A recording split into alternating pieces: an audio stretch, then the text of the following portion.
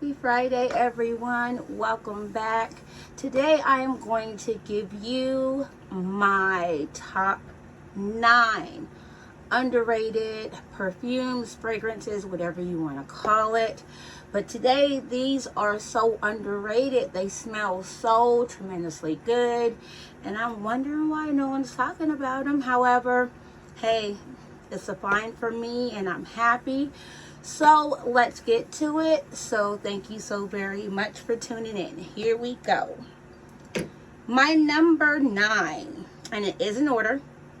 So my number 9, it is Demeter and it's Caramel. Now, this fragrance here, this is the best layering agent to all of your fragrances that you want to add a little bit more sugar to, just make it more gourmand and so beautiful. This is a very inexpensive, really great topper, or you can wear it by itself, but it is very extremely sweet, but no one talks about it, and it's the best layering agent for certain fragrances that I like to wear that have apple or like fruity peach, apricot, things like that. Caramel by Demeter is the best, and it's so underrated, and I just love it. It smells so good. So that's my number 9. Now my number 8. My number 8, I stumbled upon this just because I just wanted more in my collection, and it is Fancy Nights by Jessica Simpson. It's a celebrity brand. It's very, very, very inexpensive, and this smells so good. Like, it smells like a niche brand, but it's celebrity, and I'm like, wow. For how much this is, I'm wondering why not that many people have it, because it's really good. So it has a dark, unisex, unique smell. Like, I was into Pinky Blinders, that show, and the bottle is so in that time era, and I just feel that in that time period they smell like this. This is so good. And oops, I almost dropped it. And this is my number 8 most underrated fragrance out there now in my collection, actually. Now my number 7, it is an amazing, it's a EDT. I have the lotion, the body wash with the shower gel with the gold flakes in it, and it is Molten Brown London, and it is mesmerizing oud accord in gold. This is a simple, really beautiful oud. I love to take a shower, put on the lotion, and put on this, and for an EDT, this lasts forever. And I have the old formulation because there's like newer bottles, but for some reason I don't want to put myself to get it because this smells so good, and I wonder why it's not being talked about enough, because this is beautiful. And like, why wouldn't you? It's not that expensive. I mean, for the size that I have for the 100 ml, it's your average price, but it's beautiful, and the set just makes you smell so good. So this is my number 7 underrated fragrance in my collection.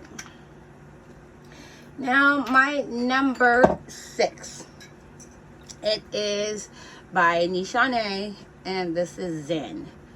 And I know Ani and Hachibat, they get a lot of like praise or whatever from the brand or from others within the fragrance community. However, Zen just smells so good. It's like a powder. I don't really like powdery smells, but for this is like a real unisex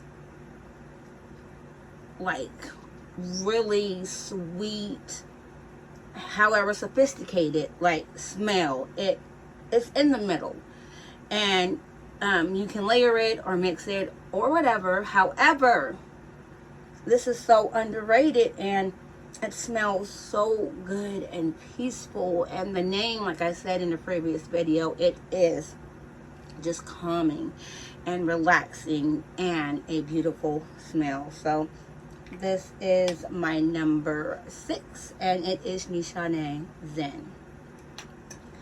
Now my number 5. My number 5, it is by Molten, Paris, and I don't get why not that many people are talking about it. However, it is, let me take the top off. It is white oud. Now, white oud, I've done a video about black oud. This is so soft and beautiful. However, it is potent. I mean, this will leave a beautiful trail. It packs a punch. However, it's like,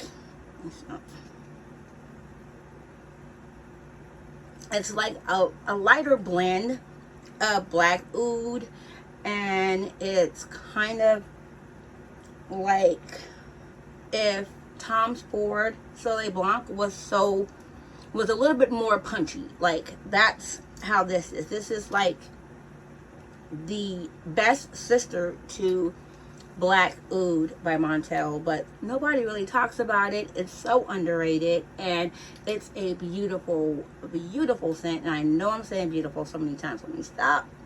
It's an awesome scent. So this is my number 5, and it is Molten White Oud. Now my number 4. My number 4 is by Swiss Arabian, and it is Casablanca. And it's in the same realm as my Nobel 1942. However, this lasts a pretty good amount of time too. It's that beautiful apple and caramel smell. It's a really good gourmand, and I wonder why not that many people are talking about it or bringing it up, because it is a really good scent. You can mix it with Dior Caramel and make it into a really good apple crisp, or like a really good apple pie. And it's underrated. I don't know why, but this is my number 4, and it's Swiss Arabian Casablanca, and I love it. I really do love it. Now my number 3, it's by the House of Oud, and it is Impany, and I don't know why this has not been talked about a lot. It has that sweet tobacco, a little bit of oud and raspberry. It's like a fruity, beautiful concoction that I don't know why it's not like that talked about enough, because it smells so good, and I love to layer this. This is so, oh, it's so good, and it's so beautiful. The little egg and the pink and the gold. But this is a really underrated fragrance, and I don't understand why, but we'll see. I just like it, and it is my number 3 most underrated perfume or fragrance in my collection. So hopefully if you can get your hands on it, just know that it smells so good, and it's unisex. I mean, it may look like it's leaning towards a more female type audience or demographic, but however, it's unisex, and it will smell good on everyone. I really do love this, so I'm glad I picked that up. Now my number 2 is just sweet sophistication. Like, I don't know why no one is really talking about this fragrance, and I don't know why. But it is Lolita Land by Lolita Limpica. Now, this here, oh wow. This is, like I said, just sophistication sweet, or sweet sophistication, because it just smells so good. And I know it kind of gives you the DNA of Love Don't Be Shy. However, I think that this is a little bit more grown up. Even though Love Don't Be Shy is a wonderful fragrance, because I have that, and I do have Caramel Overdose by Be Layered. However, Lolita Land is so underrated. It's a beautiful fragrance, and it's not expensive either. Like, wow, like for how much it is, I wonder why it's not being talked about enough. But I'm going to talk about it because it smells really good. And just get it. That's all that I have to say. Just get it and see that this is amazing. Amazing. Let me just spray it on my skin. Probably going to smell like, oh my gosh. Oh, it smells so good. It really does smell like sweet sophistication. Like, this is so underrated, and this is why this is number 2.